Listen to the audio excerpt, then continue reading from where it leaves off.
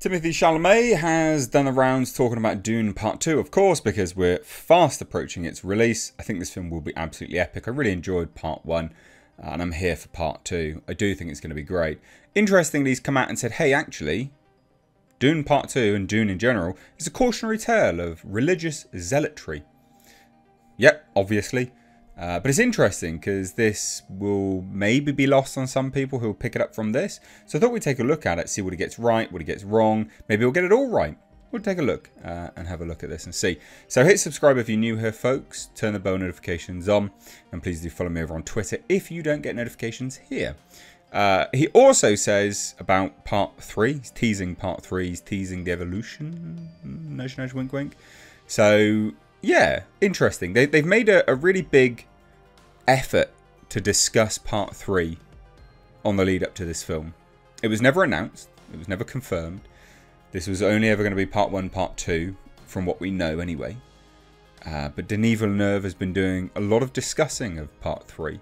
And now we're getting Timothée Chalamet doing the same thing. So hopefully this will continue. It'd be good to get some sort of, I don't know, high concept sci-fi out there, I guess, if that's the way you want to call it. So let's take a look, shall we, ladies and gents? Timothée Chalamet teases the cautionary tale of Paul Atreides in Dune 2 and how it could continue in Dune Part 3. So this is an exclusive. So yeah, it's to SFX magazine. They say exclusive here. Not quite sure what that is. Because this is SFX magazine, but never mind. Anyway, Timothée Chalamet has teased the arc of his character Paul Atreides in Dune Part 2. He says it's a cautionary tale, which hopefully he can explore further if a third film is made based on the novel Dune Messiah. Which, you know what, I think, I mean, I'm going to go out and say that they probably have you know, preliminary greenlit it by the sounds of it. So it says this. I think this is interesting anyway. It says, all of us should be so lucky, not like Paul, who lives a hard life, but in our own lives to evolve and live many chapters, but as the same person. So this is very much Paul Atreides, but not the boyish figure we saw at the beginning of the first one. It says, this is a young man stepping into his role amongst the Fremen people, and then beyond that, stepping into a leadership role that he's not necessarily keen on, but called to and steps into. So interesting. Now they obviously talk about the Holy War, and you know, this is Dune is based on, you know, geopolitical issues and, you know, actual religious zealotry and fanaticism.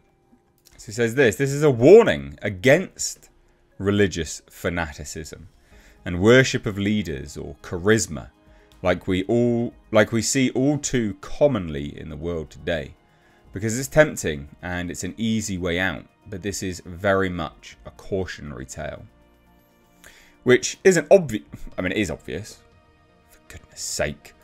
So he's right. He's absolutely right, and then he's like, oh, well, it isn't obvious. It is obvious, which isn't obvious, because perhaps when you think sci-fi or you think popular story, we think of the obvious figures of hero and villain. You wouldn't necessarily think there's a central figure that's something of a hero, but what's called of him is villainous. I think this movie walks that line very, very carefully and closely. And if we're lucky to do Messiah, a third one, I think we'll explore it even more successfully.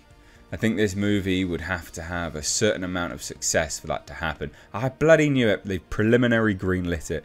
And this is why they're going, oh, well, you know, if it's successful, this is what they always do. But we'd be very motivated to do Messiah.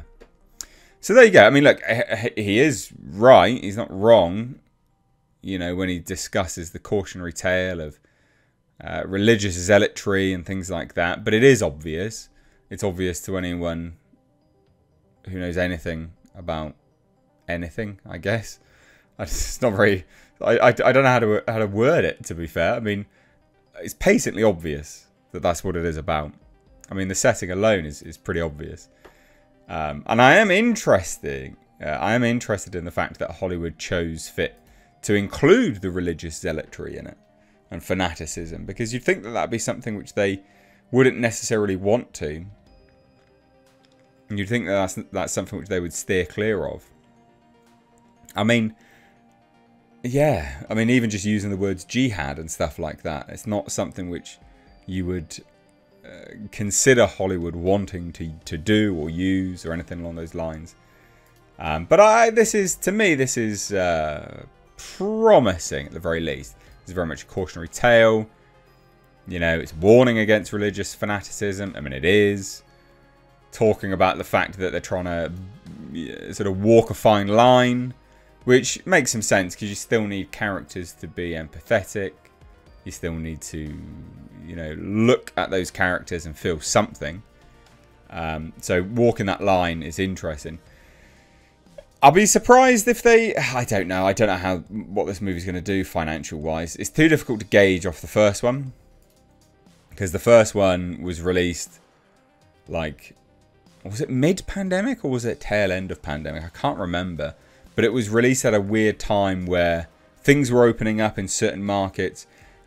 And then HBO, Warner Brothers decided to release it on HBO Max. Legendary, who actually made the film, were super pissed. They were going to take legal action against Warner Brothers. They threatened it. They'd begun proceedings until they got a payout from Warner Brothers instead. If you didn't know, ladies and gents, Dune, the movies, are made by Legendary. So they're 75% funded by Legendary, but it's a Legendary production. So they make it. And then Warner Brothers, 25% stake in it, and then distribution. So they handle the distribution element. And they just took it upon themselves to release both, well, two Legendary products. So Godzilla vs. Kong, which is again Legendary, not Warner Brothers, and also Dune on HBO Max at the time. So I don't know if it's going to do well enough to make a third one, but that does seem to be the focus. Messiah, money. If this does well, let's do it. Blah blah blah. They're teasing it. They're trying to get it made by the sounds of it. But it'll be fascinating to see how this unfolds. What do you guys think? You know, I doubt we'll get much more now on the lead up. I mean, it's out a couple of weeks now, so I doubt we'll get much more on the lead up to this film's being released. But what do you guys think? Let me know down below. If you are new here, please do hit subscribe. Turn the bell notifications on. Thanks so much for watching. Take care. Bye-bye now.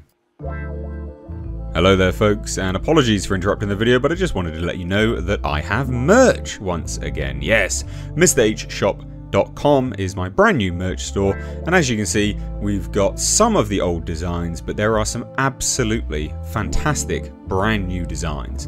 If you want to support the channel, this is the very best way to do that. Please do shop now at MrHshop.com. It's a fantastic way to support the channel when we get heavy demonetization on YouTube. Anyway, thanks so much. Back to the video.